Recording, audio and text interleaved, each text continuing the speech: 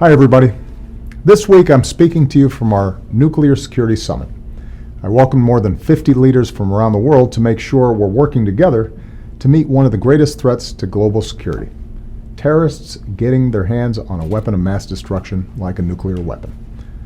Fortunately, because of our efforts so far, no terrorist group has yet succeeded in obtaining a nuclear device or producing a dirty bomb using radioactive materials. But we know that Al-Qaeda has tried. ISIL's already used chemical weapons in Syria and Iraq. And if they ever got hold of a nuclear weapon or nuclear material, we have no doubt they'd use it. That's why we've been leading a global effort to secure the world's nuclear materials. And with summits like this, we've made important progress. Working with other nations, we've removed or secured enough nuclear material for more than 150 nuclear weapons, material that will now never fall into the hands of terrorists. All of South America is now free of these deadly materials. Central Europe and Southeast Asia are on track to be free of them later this year.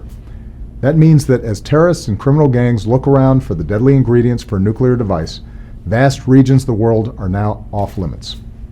This is a remarkable achievement, and at this summit, we pledge to keep up our efforts to prevent the world's most deadly networks from obtaining the world's most deadly weapons. Our summit was also another opportunity to make sure the world remains united and focused on destroying ISIL. A majority of the nations who came here are part of our global coalition against ISIL. A number of our countries have been targeted by ISIL. Just about all of our nations have seen citizens travel to join ISIL in Syria and Iraq. In Syria and Iraq, ISIL continues to lose ground. Our coalition continues to take out its leaders, including those planning terrorist attacks against our countries.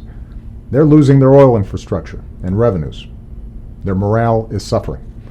As ISIL is squeezed in Syria and Iraq, it's lashing out elsewhere, as we've seen most recently and tragically from Turkey to Brussels.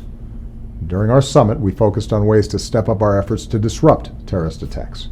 It requires even more cooperation to prevent the flow of foreign terrorist fighters and sharing more information and intelligence. That's why I invited all the nations represented at this summit to join us in a broader discussion among our intelligence and security services on how we can improve information sharing to prevent terrorist attacks. This continues to be a difficult fight, but every day our dedicated professionals, military, diplomatic, intelligence, counterterrorism, homeland security, law enforcement, and nuclear experts are working to protect us. Because of the progress we made this week and over recent years, more of the world's nuclear material is secure. It's harder for terrorists to get at it. And as Commander-in-Chief, I want you to know that we're going to keep doing everything in our power to keep our nation safe and strong and free.